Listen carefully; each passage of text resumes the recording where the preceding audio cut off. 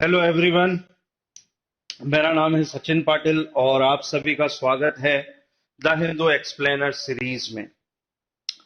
आज हम लोग डिस्कशन करने वाले हैं 20 सितंबर 2021 द हिंदू पेपर को, है ना। कल के पेपर में कुछ खास नहीं था 19 सितंबर वाले को, इसलिए मैंने उसे कवर अप नहीं किया। उसमें यही यही चीज दी गई थी जिसको आज के पेपर में भी कवर अप किया गया है। जैसा कि फर्स्ट वाला जो आप लोगों को दिख रहा है, पंजाब की पॉलिटिक्स के अंदर क्या चल रहा है ना। कैप्टन अमरिंदर सिंह ने रिजाइन किया लास्ट डे, और देन फिर उसके बाद में आज की डेट में, आज पेपर में आप लोगों को दिख रहा है कि चरणजीत सिंह चन्नी जो हैं, ये 16 नंबर के सीएम बन चुके हैं पंजाब के अंदर। और ये पहले फर्स्ट दलित क्या बने हैं, सीएम अपॉइंट किए गए हैं। उसके बाद में इसी पेज पे दूसरा मैटर कवर किया गया है, आर्टिकल कवर किया गया है एनआरसी को लेकर के। क्या है NRC? National register for citizens के लिए ये अ, बात की करता है असम स्टेट के अंदर। और उसमें ये कहा गया है कि जो 2019 के अंदर जो एनआरसी के अंडर में जो असम पब्लिश किया गया था, एनआरसी पब्लिश की गई थी वहां के फॉरेनर ट्रिब्यूनल के द्वारा, तो वो फाइनल जो रिपोर्ट है उसी के बारे में यहाँ पे बातें कही गई हैं। तो अब इसमें देखेंगे कि एनआरसी क्या है, क्या मसला है ये, क्योंकि काफी दिनों से चल रहा है ना। उसके बाद में ये वाले पार्ट को आप देखेंगे कि इसमें यहाँ पे फिर से एक रिपोर्ट आई है नेशनल क्राइम रिकॉर्ड्स ब्यूरो की, एनसीआरबी के तहत, जिसमें यह कहा गया है कि 1.2 लाख डेथ जो है वो एक्सीडेंट्स के दौरान होती हैं। और ये सारी रिपोर्ट इन्होंने पूरे साल भर की निकाल करके रखी है, 2020 की रिपोर्ट। क्लियर?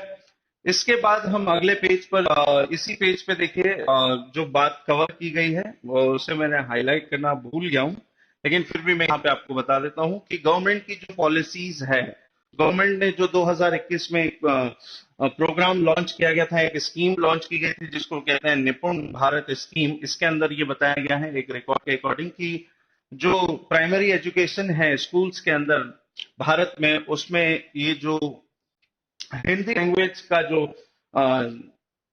स्तर है वो बड़ा है स्कूल्स के अंदर। और 46% इंडिया की पॉपुलेशन हिंदी बोलती है, ये डेटा इसमें दिया गया है, इसके बारे में कवर अप किया गया है। इसके अलावा यहाँ पे बात फिर से आई है कॉलेजियम को लेकर के। इसको हमने लास्ट क्लास में भी डिटेल में कवर अप किया था कि यहाँ पे सुप्रीम कोर्ट ने कहा है कि इस बार हमने 68 जो नेम है कॉलेजियम के तहत दिए हैं, जिस पर गवर्नमेंट ने अभी तक कोई किसी भी प्रकार का एक्शन नहीं लिया है। Recommendation meant for the appointment as a जजेस इन द हाई कोर्ट्स। तो इसके बारे में ये कहा गया है यहाँ एनवी रमना जी, भारत के चीफ जस्टिस ऑफ इंडिया के द्वारा। इसके अलावा बात करते हैं हम अगले पेज की तरफ, है ना। बहुत ही इंपॉर्टेंट यहाँ पे आपको दो आर्टिकल दिख रहे होंगे। एक तो क्या है, एंटी टैंक बैलिस्टिक मिसाइल की बात की गई है कि कंप्लीट हो गई है ऑल ट्रायल्स के अंदर, है ना। नाग मिसाइल जिसे हम बोलते हैं, एंटी टैंक गाइडेड मिसाइल, जहां पे बात की जा रही है कि हमने इसके सारे प्रकार के ट्रायल कर लिए हैं और ये शामिल होने वाला है fully indigenously anti tank guided missile. तो इसके बारे में सारी रिपोर्ट बताई गई है। क्या है ये, इसके बारे में हम देखेंगे किस प्रोग्राम के तहत ये है। उसके बाद यहाँ पे मोदी जी का भी एक स्टेटमेंट है अफगानिस्तान को लेकर के, कि मोदी जी ने कहा है कि जितना हमने अफगानिस्तान के अंदर अभी तक इन्वेस्ट कर लिया है उसको लेकर के अब स्ट्रिक्टली तरीके से एक्शन लिया जाएगा कि जो इन्वेस्टमेंट किया है उससे क्या अब होने वाला है। क्योंकि आप सभी को पता है अफगानिस्तान के अंदर किस तरीके का मसला चल रहा है, अफगानिस्तान क्राइसिस, तालिबान ने कब्जे कर लिए हैं पूरी तरीके से। तो उसी चीज को लेकर के यहाँ पे मेंशन किया है। कितना इन्वेस्टमेंट कर लिया? India has invested $3 billion in welfare infrastructure project in the country. तो इस टॉपिक को, इस आर्टिकल को यहाँ पे द हिंदू में कवर अप किया गया है। आगे बात कर लेते हैं, वही आर्टिकल फिर से पिछले 3-4 दिन से कवर अप किया जा रहा है ऑकस को लेकर के। ऑकस क्या है ये हम लोग पहले भी डिस्कशन कर चुके हैं। यहाँ पे आप फ्रांस जो है न्यू तरीके से है। ऑस्ट्रेलिया ग्राफ कंसर्न, यहाँ पे यूएस कह रहा है कि भाई कि हमें मीडिएटरशिप के तहत दो कंट्रीज के बीच में हमें सुलह कराना पड़ेगा, है ना। जिस तरीके के अभी आप लोगों ने लास्ट पेपर में देखा था कि फ्रांस ने यूएस और ऑस्ट्रेलिया के अंदर से अपने एनवॉइस को वापस बुला लिया था। किसकी वजह से बुलाया था ये हम देखेंगे पेज में। इसके साथ साथ में Taliban run Kabul government tells women workers to stay home. अभी तक एजुकेशन की बात चल रही थी कि एजुकेशन को लेकर के किसी भी तरीके का वुमेन और सेकेंडरी एजुकेशन के अंदर किसी भी तरीके की महिलाएं स्कूल और कॉलेज में पढ़ाई नहीं कर सकती हैं, उन्हें घर पे ही रहना होगा। उसी तरीके से आज ये बात की जा रही है कि जो विमेन वर्कर्स हैं उनको भी घर पे ही रहना होगा, टू स्टे एट होम। यहाँ पे तालिबान का ये एक और हमें कड़क रवैया देखने को मिला है महिलाओं के खिलाफ। तो उसी चीज को लेकर यहाँ पे बात की गई है। अगला एडिटोरियल पेज में कैप्टन अमरिंदर सिंह के बारे में बताया है और नए चीफ मिनिस्टर के बारे में आर्टिकल लिखा गया है एडिटोरियल पेज में। तो इसकी बात की गई है, तो इसको मैं आपको पहली ही स्लाइड में कवर कर लूंगा। ठीक है, रिलेटिव इनकम और सब्जेक्टिव वेलबींग के कॉन्सेप्ट को यहाँ पे बताया है कि ये किस तरीके से कनेक्ट करती हैं। ठीक है, यहाँ पे ये बात की जा रही है कि जो दो तरीके का मेजरमेंट हमें देखने को मिलता है, किस तरीके से कि जो ह्यूमन की इनकम है, जो व्यक्ति की इनकम है वो किस तरीके से यहाँ पे वो खर्च करता है, एक्सपेंसेस करता है। यहाँ पे फर्स्ट मेजरमेंट को लेकर के यहाँ पे बात की गई है। दूसरा सब्जेक्टिव जो वेलबींग है कि वो किसी एक सब्जेक्ट को लेकर के या किसी भी इन्वेस्टमेंट को लेकर के वो कितना सेटिस्फाइड है, इसके ऑब्जेक्टिव की यहाँ पे बात की गई है एडिटोरियल पेज के अंदर। ठीक है, तो ये मेंशन किया है। इसके बाद में एक और आर्टिकल यहाँ पे एडिटोरियल पेज पे आपको देखने को मिलेगा कि जो 9/11/2001 का जो वॉर था ट्विंस टावर पर, उसके बाद अमेरिका के कड़क रवैये के बाद में ऐसा लगता है कि सारी चीजें या आतंकवाद पे कंट्रोल हो गया है, लेकिन ऐसा नहीं है। इसका हमें उल्टा असर देखने को मिला है ना। तो यहाँ पे इस पार्ट को इन लोगों ने कवर अप किया है। इसके बारे में काफी बार चर्चा हो चुकी है कि ट्विंस टावर जो थे, वर्ल्ड ट्रेड सेंटर जिन्हें हम बोलते हैं, यहाँ पे अटैक हुआ था 11 सितंबर 2001 में टेररिस्ट अटैक हुआ था। और उसके बाद में यूएस ने अफगानिस्तान के अंदर अल-कायदा को डिफीट करने के लिए तालिबान के साथ में या तालिबान रिजिम को खत्म करने के लिए ये सारी चीजों को लेकर के एग्रीमेंट किया। खास करके अल-कायदा, हक्कानी ग्रुप जैसे बड़े बड़े टेररिस्ट यूएन डेजिग्नेटेड जो ग्रुप हैं उनको खत्म करने की यहाँ पे बात की। लेकिन 20 साल के लंबे अरसे के बाद, यानी मैं बात कर रहा हूं 2001 से लेकर के 2021, क्योंकि ट्रुप्स जो गया है वो 2021 31 अगस्त को यहां से चले गया। लंबे दौर के बाद में अमेरिका यहाँ पे कब 20 साल के गैप के बाद भी कंट्रोल नहीं कर पाया। पता चला है कि हालात और वहां से बदतर हुए। 1996 से 2001 का जो दौर है वो वापस 2001 में अगस्त महीने में आपको देखने को मिला। 15 अगस्त जिस दिन हम इंडिपेंडेंस डे भारत के अंदर सेलिब्रेट कर रहे थे, तो वहीं अफगानिस्तान के काबुल जो उनकी कैपिटल है वहां पे तालिबान कब्जा कर लेता है और उसके बाद बचता है पंजशीर। तो पंजशीर को भी इन लोगों ने अपने कंट्रोल में ले लिया। तो यही चीजों को यहाँ पे बताया गया है कि जिस तरीके के हालात पहले थे उससे कई गुना ज्यादा ये हालात बढ़ चुके हैं। ये पेज में, एडिटोरियल पेज में कवर अप किया गया है।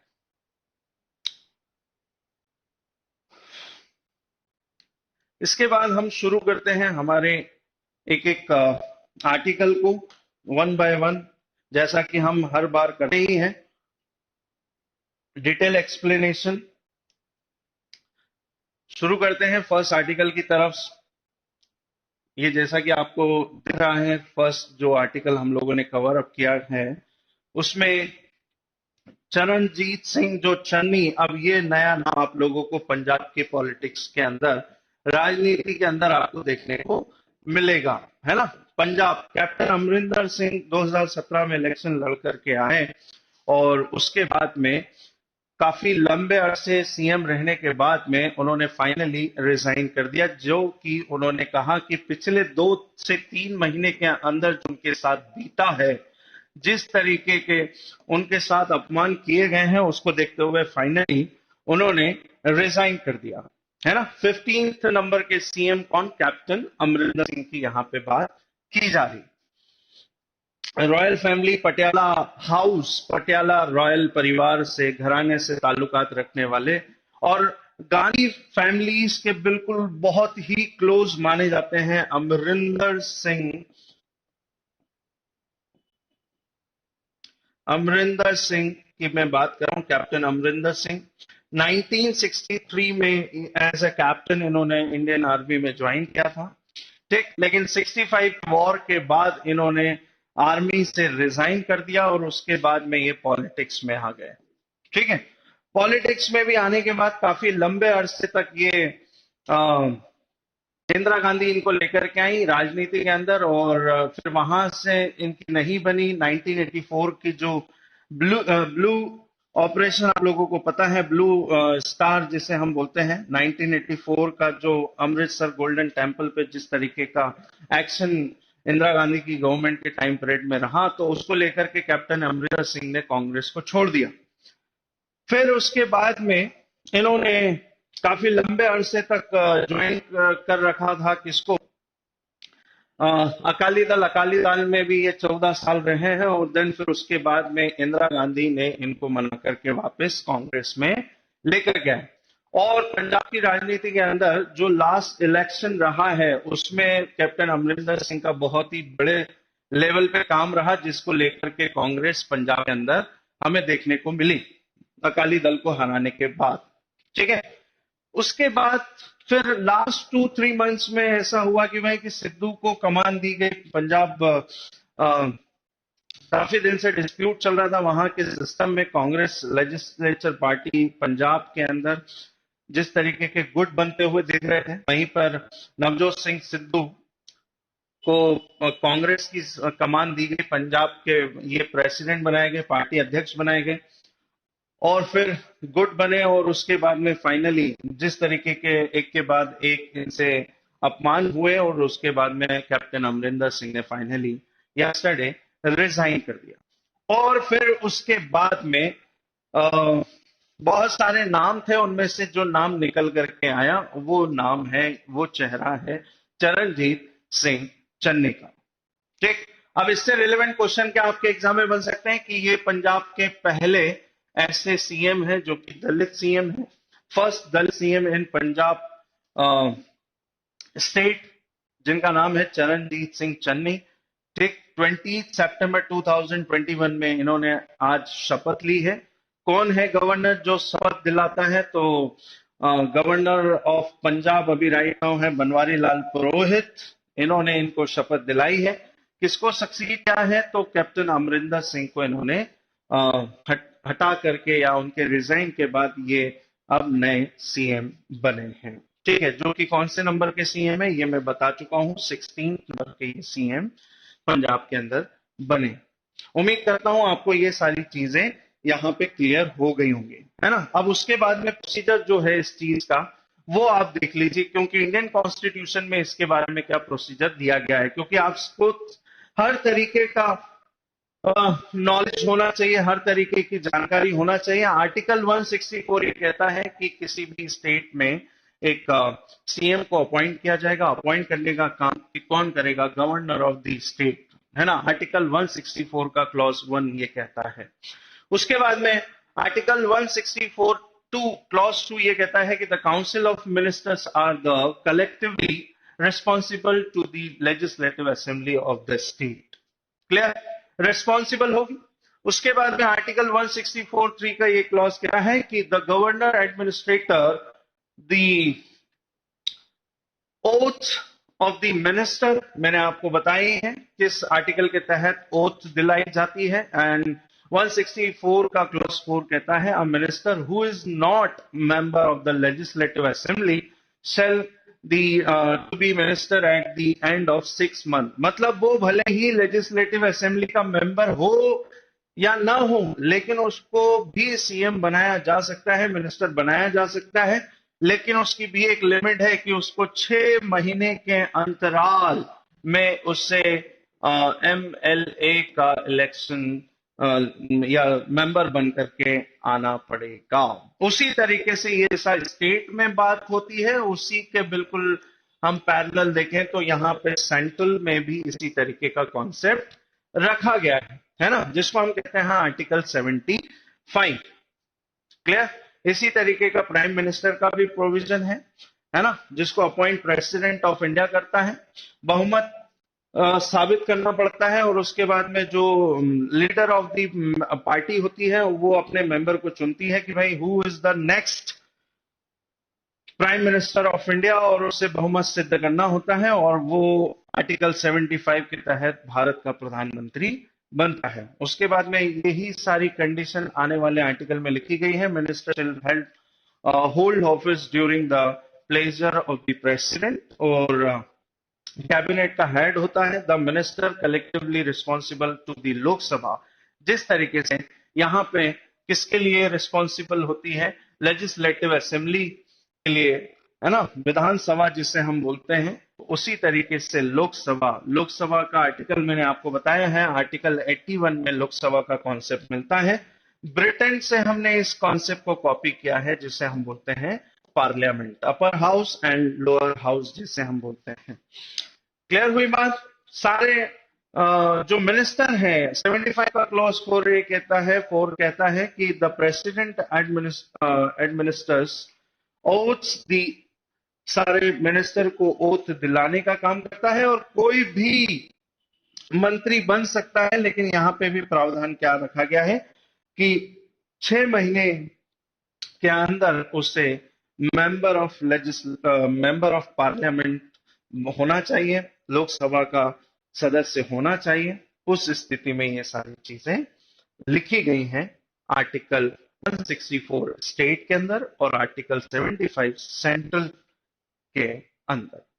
उम्मीद करता हूं आपको ये पेज अच्छे तरीके से समझ में आ गया है। चलिए आगे हम बात कर लेते हैं एनआरसी के बारे में। नेशनल रजिस्टर ऑफ सिटीजन्स, यहां पे ये कहा गया है असम के फॉरेनर ट्रिब्यूनल के द्वारा कि जो 2019 में रिपोर्ट दी गई है एनआरसी की, वही उसे फाइनल रिपोर्ट मानी जाएगी। इसको लेकर के बहुत ज्यादा चर्चाएं उठी हैं, है ना। ये क्या होता है NRC? What is NRC? The national register of citizen is a register containing names of all genuine Indian citizen at present. Only Assam has such a register. यहां पे ये बात कही जाती है। इसको इसलिए तैयार किया गया था, इसका रीजन है कि बहुत सारा इलीगल माइग्रेंट्स को रोकने के लिए, माइग्रेशन को रोकने के लिए ये सारी चीजें की गई, ताकि ये पहचाना जा सके कि कौन असम के अंदर है, असम एनआरसी के अंदर आता है। उसे यदि सिटीजनशिप मिली है तो उसे प्रूफ करना पड़ेगा कि भाई आपके पास ऐसे क्या प्रूफ है जिसके थ्रू आप ये बताएं कि आप इस रजिस्टर के अंदर आते हैं। तो आपकी कोई पॉलिसीज हो, है ना, या तो फिर आपके पास में कोई स्टेटमेंट हो, उस बेसिस पर आपको यहाँ पे ये सारी चीजें बतानी होगी। अब उन्हें किन लोगों की हम सिटीजनशिप की बात करते हैं, क्योंकि यहाँ पे लिखा गया है, क्योंकि बहुत मुद्दा ये उठा भी था किस चीज को लेकर के कि एनआरसी ने ये कहा है भाई कि Indian citizens living in the state, the citizen register set out the identify foreign nationals in the state borders Bangladesh. क्या हुआ था कि ये कहा गया है कि ऐसे लोग जिन्होंने 1951 से 61 में, मतलब जो भारत में आ चुके थे, उनको सिटीजनशिप प्रोवाइड कर दी जाएगी या उन्हें एनआरसी के अंदर शामिल कर लिया जाएगा, और इनको सारे प्रकार के वोटिंग राइट्स यहां पर दिए जाएंगे। अब मुद्दा उठा कि भाई कि उसके बाद के लोगों का क्या होगा, तो इसमें फिर दूसरा प्रावधान ये किया गया कि ठीक है, हम उन्हें भी सिटीजनशिप देंगे जो 1961 से 71 के बीच में यहां पर आए हैं, उनको भी नागरिकता दी जाएगी, लेकिन उनको किसी भी तरीके का वोटिंग राइट्स नहीं दिया जाएगा। ये सारी चीजें यहाँ पे लिखी गई। ठीक है, मतलब क्योंकि बांग्लादेश इंडिपेंडेंट कब हुआ ये आप सभी को पता ही है, 1971, और इसी टाइम पीरियड में वॉर चल रहा था, तो बहुत सारा माइग्रेशन यहाँ पे देखने को मिला। तो वहां पर काफी नंबर में ये तादाद हमें देखने को मिली है। इसमें एक डेटा भी मेंशन किया गया है ना, कि कितने लोग बागों के पास में उनके पास प्रूफ नहीं है और इलीगल तरीके का हमें माइग्रेशन देखने को मिला है, ताकि उनको वापस से डिपोर्ट किया जा सके, उनको यहां से निकाला जा सके। ये सारी कंडीशन इसमें मेंशन की गई। तो ये है एनआरसी के बारे में। ठीक है, और जो भी डिटेल है वो आप इसमें देख सकते हैं। इसके बाद अगले पेज की तरफ हम चलते हैं। 1.2 लाख डेथ्स हमें देखने को मिली है रोड एक्सीडेंट्स के तहत। ये किसका रिपोर्ट है? तो ये है एनसीआरबी का रिपोर्ट। अभी आप लोगों को जानकारी है कि इससे पहले हम लोगों ने देखा था कि क्राइम जो है भारत के अंदर बहुत देखने को मिला है हमें, मतलब लॉकडाउन के टाइम पीरियड में, और उसमें सबसे ज्यादा जो क्राइम हमें देखने को मिला 2020 का ये रिपोर्ट है, 1920 का ये रिपोर्ट है, तो एनसीआरबी के द्वारा पब्लिश की गई है कि भारत में सबसे ज्यादा क्राइम तमिलनाडु, दूसरा केरला के अंदर देखने को मिला है, तीसरा दिल्ली के अंदर सबसे ज्यादा क्राइम हमें देखने को मिला है। ये टॉप 3 स्टेट है। उसके बाद में सबसे कम जो हमें देखने को मिला लीस्ट क्राइम भारत के अंदर, तो वो है नागालैंड। ध्यान रखेंगे आप लोग।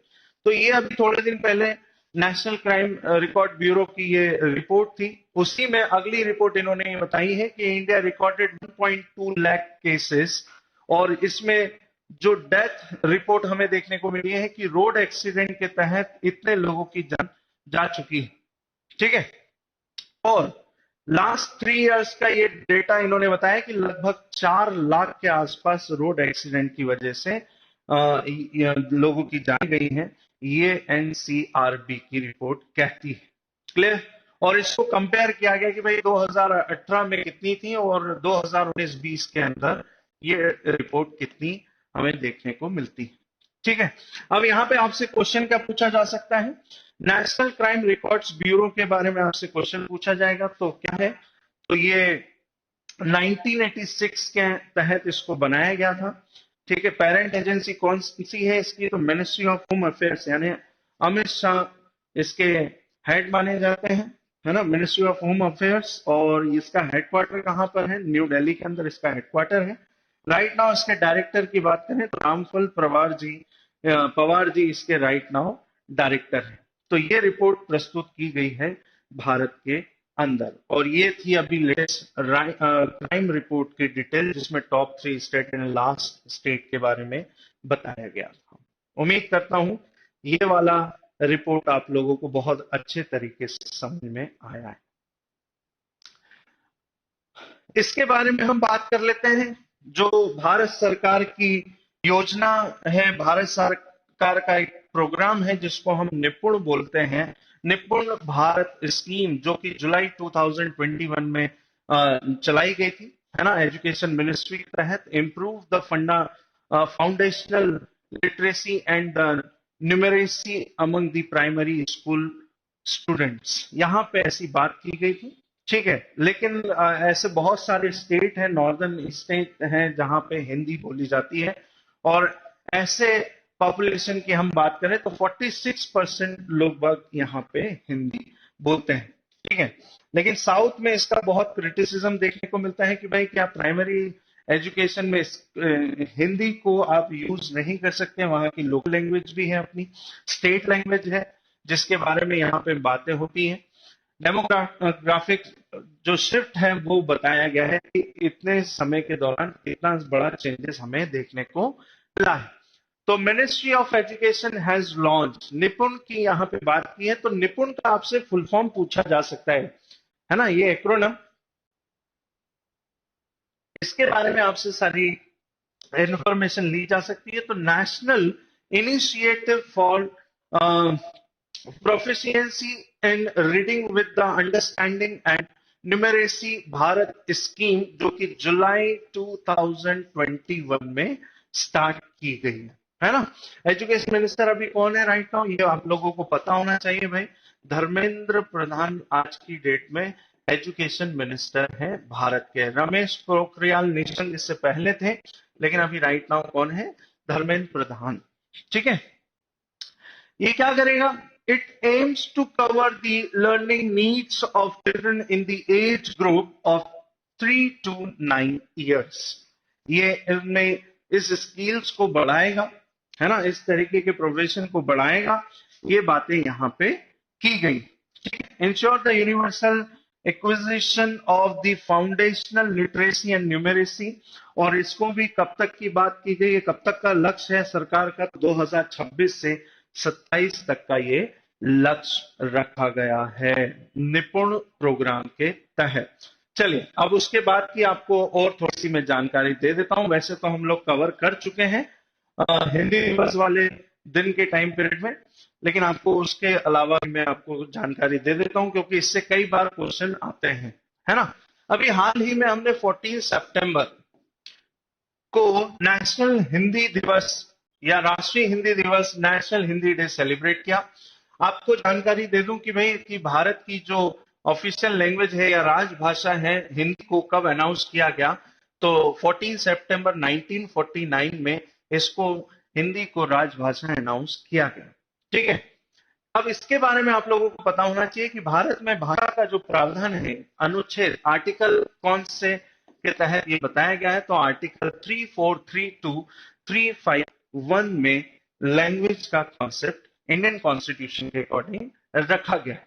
और शेड्यूल की हम बात करें, the constitutional provisions related to the 8th schedule, जिसमें ये बातें कही गई हैं कि आर्टिकल 344 क्लॉज 1 ये कहता है, provides for the constitution of commission by the president on expiration of 5 years from the commencement of the constitution की यहां पे बात की जाती है। क्या आर्टिकल 351 में क्या कहा गया, it's provides for all spread of the Hindi language to the develop it so that may serve as the medium of expression for all the elements composite culture of India। ठीक है, टोटल कितनी language है, कितनी official language है according to 8th schedule, तो आप लोगों को जानकारी होना चाहिए 22 लैंग्वेजेस हैं, और ये सब सामने आपके मौजूद हैं। असमीज, बंगाली, गुजराती, हिंदी की हम बात कर रहे हैं, है ना, कन्नड़, कश्मीरी, कोंकणी, मलयालम, मणिपुरी, मराठी, नेपाली, उड़िया, पंजाबी, संस्कृत, है ना, ये भी आप लोगों को ध्यान रखना है, Sindhi, Tamil, Telugu, Urdu, Bodo, Santhali, Maithili and Dogri. Total 22 languages हैं। शुरुआत में इसमें 14 लैंग्वेजेस का कॉन्सेप्ट था, इंक्लूडेड द कॉन्स्टिट्यूशन, लेकिन बाद में अमेंडमेंट हुए हैं, वो आप देख लीजिए। सिंधी लैंग्वेज जो है इसको 21 अमेंडमेंट के साथ में 1967 में इसे जोड़ा गया, तो टोटल हो गई यहां पर आकर के 50 लैंग्वेज, है ना। पहले शुरुआत में 14 थी, लेकिन सिंधी को बाद में ऐड किया गया 21st अमेंडमेंट के साथ। उसके बाद में 3 लैंग्वेज को और ऐड किया गया, यानी कोंकणी, मणिपुरी और नेपाली, इनको 71st अमेंडमेंट एक्ट 1992 के तहत इसमें जोड़ा गया, और टोटल लैंग्वेज बढ़ करके हो गई 18 लैंग्वेज। क्लियर। इसके बाद में सबसे लास्ट में जो फिर हुआ है अभी, Bodo, Dogri, Maithili and Santhali added the 92nd amendment act 2003, लेकिन ये इफेक्टिव हुआ 2004 में, और 4 लैंग्वेज बढ़ने के साथ में टोटल लैंग्वेजेस जो हो गई हैं वो 22 ऑफिशियल लैंग्वेज हो गई है। ठीक है, तो उम्मीद करता हूं आपको ये वाला सेक्शन भी अच्छे तरीके से समझ में आ गया है। कब सेलिब्रेट किया जाता है, तो 14 सितंबर। कब इसे ऑफिशियल रिकॉग्नाइज किया गया लैंग्वेज को, तो 1949 में। कौन से आर्टिकल से कौन से आर्टिकल तक इसका एक्सप्लेनेशन है, कौन सी शेड्यूल में है, टोटल लैंग्वेजेस कितनी है, और अमेंडमेंट कितनी बार इसके अंदर देखे गए हैं या किए गए हैं, इसके बारे में आपको जानकारी यहां पे दी गई। चलिए नेक्स्ट, यहां पे एनवी रमना जी ये कह रहे हैं कि किसी भी तरीके का गवर्नमेंट ने अभी तक हमारे रिकमेंड किए गए जो नाम है उस पर अभी तेजी नहीं दिखाई गई है, इसको लेकर के यहाँ पे मुद्दे को उठाया है। कॉलेजियम, सुप्रीम कोर्ट कॉलेजियम यहाँ पे बोला जा रहा है। तो what is the collegium system, इसको हमने लास्ट क्लास में भी कवर अप किया था, लेकिन मुझे बताना जरूरी है बिकॉज क्योंकि काफी सारे एस्पिरेंट हमारे साथ रोज नए जुड़ते हैं। तो कॉलेजियम सिस्टम क्या है? Collegium system is that the under which appointments and promotion and transfer of the जजेस ऑफ द सुप्रीम कोर्ट ये डिसाइड करते हैं कुछ मेंबर मिल करके कि उनके अपॉइंटमेंट्स, प्रमोशन और ट्रांसफर के लिए रिकमेंड करती है एक टीम जिसमें 5 मेंबर्स होते हैं। इसी को हम कॉलेजियम सिस्टम बोलते हैं, कॉलेजियम टीम बोलते हैं, जिसमें एक चीफ जस्टिस ऑफ इंडिया होंगे और 4 सीनियर मोस्ट यहाँ पे जज होंगे जो मिलकर के डिसाइड करेंगे कि कौन जज होगा, कौन, किसका ट्रांसफर है, किसका प्रमोशन है, ये सारी चीजें मिलकर के यहाँ पे डिसाइड होती हैं।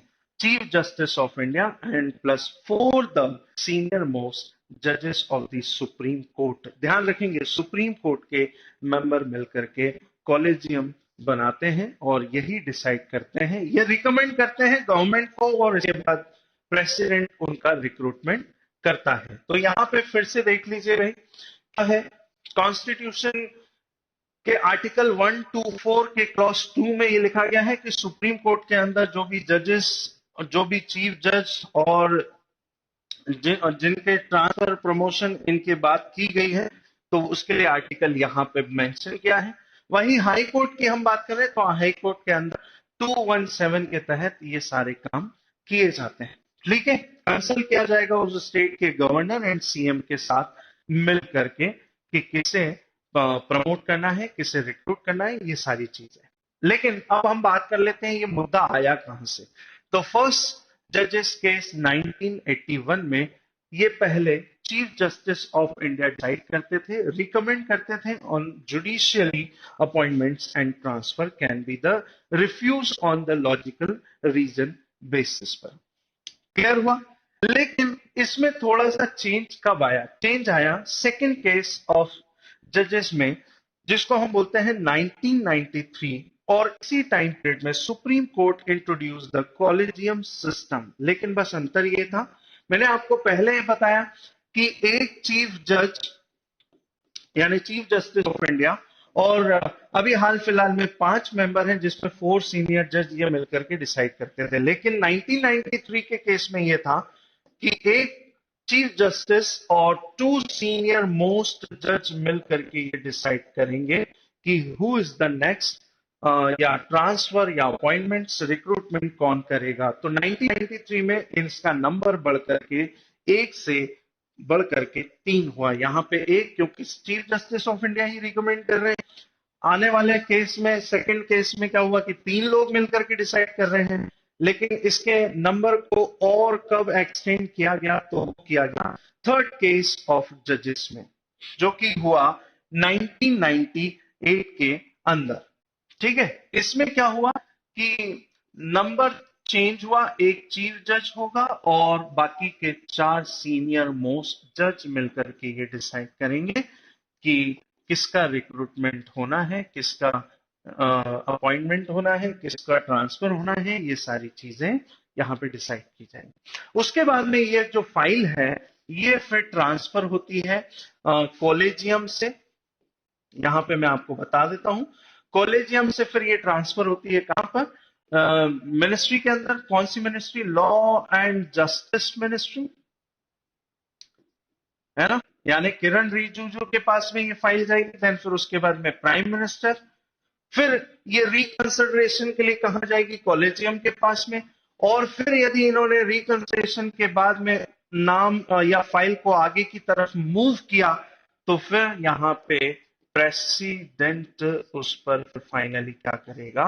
रेक्टिफाई करेगा या फिर साइन करेगा। तो ये सारा प्रोसीजर होता है जो कि काफी लंबा प्रोसीजर होता है, और यही चीज को यहाँ पे पॉइंट में लिखा गया है जो आपने यहाँ पे पूरी लाइन में समझा है।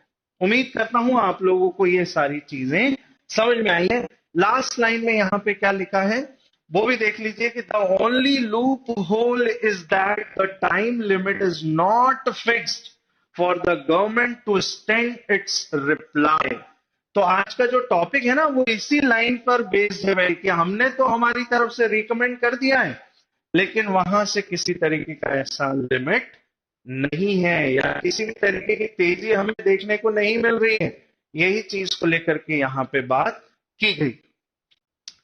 चले अगले टॉपिक की तरफ देख लेते हैं। बहुत ही इंपॉर्टेंट प्रोग्राम है डिफेंस का इंडिया के अंदर, और क्या बातें इसके अंदर रखी गई हैं उसे आप लोग देख लीजिए।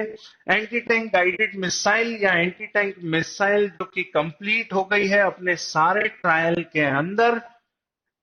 एंटी टैंक ATGM इसका टाइप होता है the helicopter launch Nag anti tank guided missile, जिसको हेलिना कहा जाता है या फिर हम ध्रुवास्त्र भी कहते हैं भाई, ध्यान रखेंगे आप लोग। ध्रुवास्त्र, इसको दो अलग अलग नामों से भी जाना जाता है। फाइटर जेट प्लेन से जिस तरीके का अटैक ATGM मिसाइल के तहत होता है ध्रुवास्त्र, और नाग जिसे हम बोलते हैं हेलिना, हेलीकॉप्टर से भी हम इसे लॉन्च कर सकते हैं।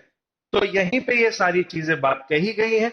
और ये किस तरीके की मिसाइल है तो यहाँ पे मेंशन किया गया है fully indigenously designed and developed by the DRDO। बहुत ही इंपॉर्टेंट चीज, डिफेंस मिनिस्ट्री के अंडर में काम करता है। सारे इक्विपमेंट्स, सारे डिजाइन बनाने का काम यदि किसी का है तो वो भारत के अंदर DRDO को दिया गया है, defence research and development organisation. इसके बारे में आप लोगों को पता होना चाहिए। 1958 में इसको बनाया गया। इसका हेडक्वार्टर कहां पर है तो न्यू दिल्ली के अंदर इसका हेडक्वार्टर है। क्लियर? मिनिस्ट्री ऑफ डिफेंस इसकी पेरेंट एजेंसी है, और राइट नाउ जी सतीश रेड्डी इसके डायरेक्टर है या चेयरपर्सन है। ये आप लोगों को इसके अंदर ध्यान में रखना है। ठीक है, ये किस तरीके की मिसाइल है, मिसाइल के बारे में बात कर लेते हैं। तो third generation anti tank guided missile ATGM जिसे हम बोलते हैं, और इसका नाम क्या है, नाग, हेलिना या ध्रुवास्त्र भी हम इसे बोलते हैं। It has minimum range of 500 metre, ध्यान रखेंगे 500 मीटर इसकी मिनिमम रेंज है, और मैक्सिमम रेंज की हम बात करें तो इसकी 4 किलोमीटर इसकी मैक्सिमम रेंज है। तो आपसे क्वेश्चन पूछा जा सकता है कि नाग मिसाइल की रेंज कितनी है, तो आंसर आपको लगाना है 4 किलोमीटर इसकी मारक क्षमता है, अटैकिंग रेंज है।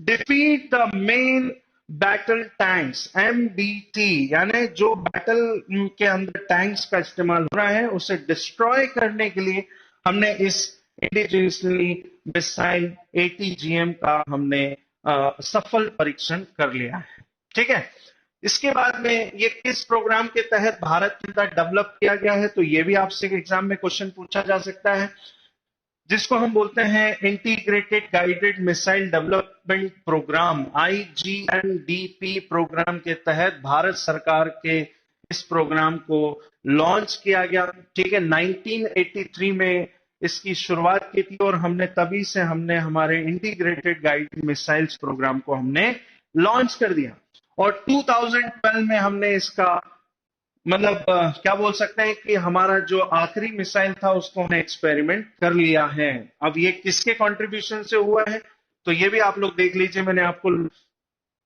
पिछले क्लास में भी बताया था कि डॉक्टर APJ अब्दुल कलाम का बहुत बड़ा कंट्रीब्यूशन रहा है इंडियन डिफेंस के मामले में, इसीलिए इनको मिसाइल मैन ऑफ इंडिया भी कहा जाता है ना, या अग्निपुत्र के नाम से भी जाना जाता है, क्योंकि बहुत बड़ा कंट्रीब्यूशन था। फिर मैं आपको बताया था कि थॉमस जो है टेसी थॉमस का नाम भी आप लोगों को याद रखना है, क्योंकि अग्नि मिसाइल में इनका बड़ा रोल है, इसीलिए इनको मिसाइल वुमेन के नाम से जाना जाता है। तो ये जितनी भी चीजें या इंफॉर्मेशन मैं आप लोगों को देता हूं तो प्लीज उसे अच्छे तरीके से सुन लिया करें, है ना, या नोट बना लिया करें, अपने की नोट्स बनाते चलें, क्योंकि ये सारी चीजें एग्जाम में एग्जामिनर पूछता है,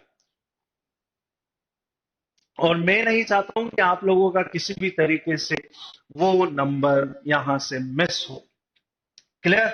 आगे हम बात कर लेते हैं, ये जो IGMDP प्रोग्राम है इसके अंदर कितनी मिसाइल्स डेवलप करने की बात की गई है। तो under the IGMDP programme mission 5 missiles को डेवलप करने की बात की गई है, जिसको आप पटना के नाम से याद कर सकते हैं, ट्रिक पटना। P से यहां पे Prithvi missile, short range ballistic surface to surface missile जिसको कहा जाता है। दूसरी अग्नि, मैंने आपको बताया था कि 2012 में हमने अग्नि का फर्स्ट जो एक्सपेरिमेंट है वो हमने कर लिया था, और आज की डेट हमारे पास अग्नि की 5 रेंज आ चुकी है, 6वीं पे काम चल रहा है ना। Ballistic missile with the different ranges, यहां पे वही चीज को डिफाइन किया है, अग्नि 1 2 3 4 5। क्लियर, मतलब इसकी हमारे पास 700 किलोमीटर से रेंज स्टार्ट हो जाती है, जो कि 5500 किलोमीटर तक की हमारी रेंज वाली मिसाइल है, जिसमें SRBM short range ballistic missile, उसके बाद में इंटरमीडिएट रेंज बैलिस्टिक मिसाइल, और उसके बाद में ICBM inter continental ballistic missile, जो कि अग्नि 5 अग्नि 6 मिसाइल को कहा जाता है।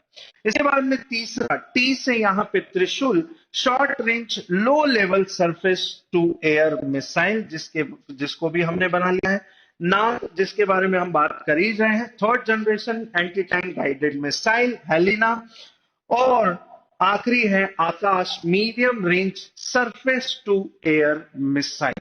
तो ये सारी चीजों को भारत के अंदर DRDO डिजाइन करता है और इसे बना रहा है और इसके सक्सेसफुली टेस्ट कर रहा है। ठीक है, तो ये चीजें आप लोगों को ध्यान में रखनी है। और मैं आपकी जानकारी के लिए बता दूं, भारत सरकार के हर साल के बजट में, ध्यान रखेंगे मैं किसकी बात कर रहा हूं, क्योंकि मैंने आपको लास्ट टाइम भी बताया था कि हर साल का जो बजट होता है उसमें डिफेंस एक्सपेंसेस अपने आप में ही बहुत इंपॉर्टेंट एक्सपेंसेस होता है। डिफेंस एक्सपेंसेस एक्सपेंडिचर लास्ट वाला था हमारा कुछ 4.9 ट्रिलियन का हमारा एक्सपेंसेस था डिफेंस का, जिसके अंदर ये सारी चीजों के लिए हम बजट एस्टिमेट करते हैं। क्लियर, चल आगे हम बात कर लेते हैं, बहुत ही important, PM will take a call on Afghan investment. हमने जिस तरीके का इन्वेस्टमेंट कर रखा है उस चीज को लेकर के यहाँ पे बात की गई है कि भाई स्ट्रिक्टली तरीके से अब एक्शन लेगा इंडिया की, क्योंकि जो final decision commitment infrastructure investment will be taken by the prime minister Narendra Modi. ये सारी बातें यहाँ पे इन्होंने मेंशन की है, क्या कि इंडिया ने $3 बिलियन का इन्वेस्टमेंट अभी तक अफगानिस्तान के अंदर कर चुका है। आपको यदि जानकारी हो कि 2016 से ये काम शुरू हो चुका था, है ना, किसके तहत, तो मैं आपको बता देता हूं, ट्राइलेटरल एग्रीमेंट जिसे कहा जाता है, agreement 3 countries, Iran, India, Afghanistan, काफी सारा इन्वेस्टमेंट हो चुका था 2016 में ट्राइलेटरल एग्रीमेंट, लेकिन ईरान के ऊपर काफी सारे सैंक्शन लगने के बाद ये सारे काम कहीं ना कहीं हद तक रुक गए थे। और उसके अलावा भी हमने इंडिविजुअल तरीके से बायलैटरल एग्रीमेंट भी कर रखे हैं अफगानिस्तान और इंडिया के बीच में। कौन कौन सी जगह पर, एक तो आपने देलाराम प्रोजेक्ट सुना होगा, मैं अगले पेज में आपको बताऊंगा देलाराम प्रोजेक्ट क्या है। हैरत आप लोगों को ध्यान रखना है, क्या इंडिया और अफगानिस्तान फ्रेंडशिप डैम भी कहा जाता है, जिसको आप यहां पे जानेंगे किस नाम से, सलमा डैम के नाम से जानते हैं। सलमा डैम जो कि हरी रिवर पर बनाया गया है, हरी रिवर इरिगेशन और इलेक्ट्रिसिटी प्रोड्यूस करने के लिए, जिसको इंडिया अफगानिस्तान फ्रेंडशिप डैम भी कहा जाता है। 2016 में इसे इनॉग्रेट किया गया था, है ना, ये देख रहे हैं आप, वहां पे गए हुए थे और इस तरीके से इनॉग्रेट किया गया इस डैम को। इसके बाद में काबुल के अंदर काफी सारा इन्वेस्टमेंट कर रखे हैं, है ना। उसके बाद में आप लोगों ने Indira Gandhi institute of child health and Habiba school both in Kabul के अंदर काफी सारा इन्वेस्टमेंट कर रहा है। तो ये सारी चीजों को लेकर के इन्होंने कहा है कि जो हमने इन्वेस्टमेंट कर रखा है भाई, उसके लिए अब हमें काम करना पड़ेगा। अब मैं आपको यहाँ पे बता देता हूँ कि क्या है दिलाराम चबाहार पोर्ट प्रोजेक्ट। यहाँ पे आपको मैप के थ्रू बहुत अच्छे तरीके से समझ में आ जाएगा भाई। काफी लंबा प्रोजेक्ट है, आप देख सकते हैं इसको 3 तरीके से डिवाइड किया गया था, है ना। क्या है, वैसे तो ये चबाहार टू दिलाराम तक का प्रोजेक्ट है। और कितने किलोमीटर का? पहला स्टेज में चबाहार पोर्ट टू जाहेदन तक इसको बनाने की बात की गई थी। ये है ईरान में चबाहार पोर्ट। ये जो आप देख रहे हैं, यहीं से हमारा सारा ऑयल का जो शिपमेंट है वो यहीं पर महाराष्ट्र, मुंबई और गुजरात में कांडला पोर्ट में जाता था। लेकिन ईरान के बाद ईरान के ऊपर काफी सारे सैंक्शंस लगने की वजह से फिर हमारा जो रूट है वो कुछ इस तरीके से डेवलप्ड हुआ, क्योंकि हम ऑयल यहां से ले करके परचेस करते हैं या यहां से हम ले जाते हैं, है ना। Gulf of Oman, gulf of Persian से ले जा करके फिर हम इन पोर्ट्स पर ले जाते हैं। लेकिन हमारा जो 2016 का जो एग्रीमेंट था, जिसको मैंने आपको बताया trilateral agreement among 3 countries, Iran, Afghanistan and India, जिसको कहा जाता था INSTC रूट, जो कि इंडिया डेवलप कर रहा था यहां पर, जो कि था 7,200 किलोमीटर लॉन्गेस्ट रूट, जिसको कहा जाता था international north south transport corridor. India अपने प्रोडक्ट को, या इंडिया, ईरान, अफगानिस्तान मिलकर के यहाँ पर एक सेंटर पॉइंट होगा। चबाहार पोर्ट को मिलकर के डेवलप किया, काफी बड़ा इन्वेस्टमेंट किया है ईरान में चबाहार पोर्ट को डेवलप करने के लिए, है ना। उसी तरीके से चाइना ने पाकिस्तान के अंदर कौन सा पोर्ट डेवलप किया है? तो ग्वादर पोर्ट डेवलप किया है। अब देखिए यहां से यहां तक का रूट कैसे बनने वाला था कि इंडिया, अफगानिस्तान, ईरान चबाहार से एक रेलवे रूट डेवलप करेंगे, कहां तक? जाहेदन तक। क्लियर? कितना होगा? 1380 किलोमीटर का ये रूट है जिसको डेवलप किया जाएगा। उसके बाद में 200 किलोमीटर का यहां से यहां तक का रेल रूट बनाया जाएगा, जो कि होगा जाहेदन टू ज़रेंज तक। ज़रेंज बॉर्डर पे आता है ईरान और अफगानिस्तान के। फिर ज़रेंज से दिलाराम ये रोड नेटवर्क बिल्ड किया जाएगा, जो कि बनने वाला था और किसी वजह से ये अधूरा रह गया, है ना। सैंक्शंस लग गए। फिर दिलाराम प्रोजेक्ट हम काम कर रहे थे, क्यों? यदि मान लीजिए, क्योंकि हम यहां से तो अफगानिस्तान के अंदर जा नहीं सकते, है ना, POK बना हुआ है, चाइना उधर लगा हुआ है, तो हमारा जो इतना भी शिपमेंट है या जितनी भी हमारी ट्रेडिंग है वो यहां से जाती चबाहार पोर्ट पे, एंड चबाहार पोर्ट से रेलवे एंड रोड नेटवर्क के थ्रू हम Afghanistan central Asia and Europe continent के अंदर हम इस तरीके के नेटवर्क को बना रहे थे, इस रूट को हम डेवलप कर रहे थे। तो ये सारी चीजें हैं जो मुझे आपको बताना था। उम्मीद करता हूं आप लोगों को ये मैप के थ्रू बहुत अच्छे तरीके से ये प्रोजेक्ट समझ में आ गया। इसके बाद हम बात कर लेते हैं कि अब अमेरिका ने कहा है कि भाई कि ये जो मामला बिगड़ा है उसको बैठ करके सुनाएंगे। जो बाइडेन ने कहा है फ्रेंच प्रेसिडेंट एमेनुअल मैक्रोन से, यंगेस्ट प्रेसिडेंट ऑफ फ्रांस। ये सारी बातें यहाँ पे रखी गई हैं क्योंकि बहुत अच्छी फ्रेंडशिप है अमेरिका और फ्रांस के बीच में। लेकिन ये मामला बिगड़ा कब से? तो ये मामला बिगड़ा 2021 15 सितंबर से। ध्यान रखना 15 सितंबर 2021 को ये मामला थोड़ा सा बिगड़ गया, जिसको हम बोलते हैं ऑकस ग्रुप। ऑकस ग्रुप क्या है?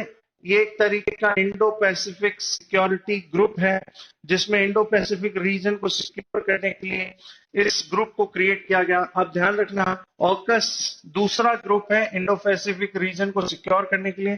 पहला ग्रुप आप लोगों को पता है क्वाड ग्रुप बना हुआ है, जिसमें 4 कंट्रीज आती हैं, है ना। US, India, Japan, Australia. लेकिन ऑकस ग्रुप में 3 कंट्रीज आती हैं, ऑस्ट्रेलिया, यूके एंड यूएस। तो जब ये ग्रुप क्रिएट हुआ इन 3 कंट्रीज के बीच में, तो उसके बाद जो दूसरी डील साइन हुई इंडो पैसिफिक रीजन में सिक्योर करने के लिए ऑस्ट्रेलिया को, क्योंकि ये जो इनिशिएटिव है ये अमेरिका लेकर के आया था इस ग्रुप का, और ऑस्ट्रेलिया की रिक्वायरमेंट थी कि भाई उसे nuclear nuclear power submarine provide की जाएगी, या टेक्नोलॉजी उसे प्रोवाइड की जाएगी, है ना। जिसको लेकर के ऑस्ट्रेलिया की डील ऑलरेडी किसके साथ में चल रही थी भाई, फ्रांस के साथ में चल रही थी। 2016 की ये डील थी कि न्यूक्लियर सबमरीन ये प्रोवाइड करेगा किसको, ऑस्ट्रेलिया को। $36 बिलियन का ये प्रोजेक्ट था, जिसमें ये कहा गया था कि फ्रांस 2032 तक पहली सबमरीन प्रोवाइड करेगा ऑस्ट्रेलिया को। फिर उसके बाद की सारी सबमरीन इसके बाद में प्रोवाइड की जाएगी, यानी फर्स्ट सबमरीन कब दी जाएगी, 2032। और अभी चल क्या रहा है, 2021 चल रहा है। तो ऑस्ट्रेलिया ने कहा कि भाई ये तो बहुत टाइम है, बहुत लंबा ये क्या है, डेवलपमेंट है, या फिर बहुत लंबी साइन है या एग्रीमेंट है, जो कि हमें बहुत काफी लंबे समय बाद मिलेगी। तो इसको लेकर के ये डील को क्या कर दिया गया, कैंसिल। और ऑस्ट्रेलिया ने फिर इस डील को साइन किया यूएस के साथ, और यूएस बहुत जल्द ऑस्ट्रेलिया को न्यूक्लियर पावर सबमरीन प्रोवाइड कर रहा है ना। अब यहाँ पे आप बोलेंगे कि सर क्या न्यूक्लियर पावर सबमरीन और ये क्या न्यूक्लियर नेटवर्क क्रिएट कर रहे हैं क्या? तो आप लोगों की जानकारी के लिए बता दूं कि 2 तरीके की सबमरीन आप सुनेंगे, कन्वेंशनल सबमरीन होती है और दूसरी न्यूक्लियर सबमरीन होती है।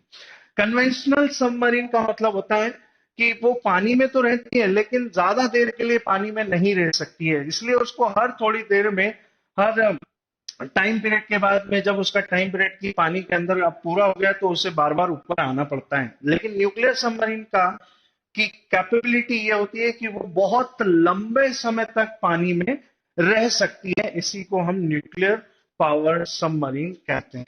ठीक है, तो इसी चीज को लेकर के यूएस और ऑस्ट्रेलिया के बीच में एग्रीमेंट साइन हुआ, और जिससे नाराजगी हुई फ्रांस को, और फ्रांस के प्रेसिडेंट इमैनुअल मैक्रोन या फ्रांस की गवर्नमेंट ने अपने दोनों एनवॉय या फिर एम्बेसडर को ऑस्ट्रेलिया और यूएस से इन्होंने वापस बुला लिया, जिसको लेकर के फिर जो बाइडेन ने कहा कि भाई हमें पीसफुली तरीके से, आपसी सहमति से इन बातों को सुलझाना चाहिए। ये बातें जो बाइडेन ने कही। उम्मीद करता हूं ये वाला आप लोगों को पार्ट अच्छे तरीके से क्लियर हो गया है। फिर वही बात, तालिबान ने विमेन एजुकेशन तो रोक ही दिया, अब साथ में यह भी कहा है कि भाई कि विमेन वर्कर्स जो है वो भी अब घर में ही रहेंगी। ये कहा है तालिबान की गवर्नमेंट के द्वारा, है ना। अभी आपको पता ही है थोड़े दिन पहले क्या एक्शन लिया गया था कि जो सेकेंडरी एजुकेशन है, सेकेंडरी एजुकेशन, जिसमें ये कहा गया कि जो 13 साल से 18 साल तक की लड़कियां हैं, 13 to 18 years old गर्ल, ये सेकेंडरी एजुकेशन के लिए स्कूल में नहीं जा सकती हैं, वो घर में ही रहें। प्राइमरी एजुकेशन के लिए छूट जरूर दे रखी है, लेकिन उसको भी सेपरेटली तरीके से बनाया गया है कि बॉयज स्कूल में किसी भी तरीके से गर्ल्स प्रिपरेशन नहीं कर सकती हैं, मतलब, और गर्ल्स स्कूल में बॉयज एंटर नहीं कर सकते हैं, अलाउड ही नहीं है। और गर्ल्स स्कूल में प्रोफेसर भी कैसे होंगे, विमेन प्रोफेसर होंगी, ये चीजें भी मेंशन की गई है। लेकिन ये मैं बात कर रहा हूं सिर्फ आपके कौन से एजुकेशन तक के लिए, प्राइमरी एजुकेशन, ध्यान रखेंगे आप लोग, है ना। और सेकेंडरी एजुकेशन को तो अलाउ ही नहीं किया है, और ना ही कॉलेज। और अब आज क्या एक्शन ले लिया गया है, आज ये बोल दिया गया है कि जो विमेन वर्कर हैं वो भी अब घर में रहेंगी। ये सारी चीजें तालिबान कर रहा है। तालिबान, आप सभी को पता ही है कि शरिया नियम कानूनों को बड़ा स्ट्रिक्टली तरीके से फॉलो करवाता है, करता है। उसी के दौरान ये सारी चीजें आप लोगों को देखने को मिल रही है। मैंने आपको बता दिया है शरिया क्या है। शरिया दो किताबों का एक संग्रह है जिसको शरिया कानून कहा जाता है। यानी किसकी बात कर रहे हैं हम बात कर रहे हैं कुरान की बात कर रहे हैं, है ना। कुरान और हदीस, यानी कुरान में सारी चीजें लिखी गई हैं प्योरली तरीके से। हदीस में ये कहा गया है कि प्रॉफिट मोहम्मद साहब की जो जितने भी इंस्ट्रक्शन है, इन दोनों को मर्ज करके ही क्या बना है, शरिया लॉ बना है। और उसके बाद में इस शरिया कानून को लेकर के आने वाले टाइम पीरियड में, मतलब मैं तो ये बात कर रहा हूँ प्रॉफिट मोहम्मद के बाद में जब कैलिफ्स आए, कैलिफ्स के बाद में फिर कौन आए, अमीर आए, अमीर के बाद उलेमास, इन लोगों ने अपनी अपनी थ्योरीज को इसको अलग अलग तरीके से फिर क्या किया है, स्प्रेड किया है पूरे वर्ल्ड में। और उसमें शरिया को इन्होंने स्ट्रिक्टली तरीके से फॉलो करने की बात कही है। काफी सारी ऐसी कैरिबियन कंट्रीज हैं जहां पे शरिया कानून चलता है, ठीक है। इसके बाद यहां पे हमारा पूरा एनालिसिस कंप्लीट होता है। उम्मीद करता हूं आज का एनालिसिस आपको बहुत अच्छे तरीके से समझ में आया है, ठीक है। आज के लिए तो काफी, ठीक है। Thank you everyone and have a nice day to all.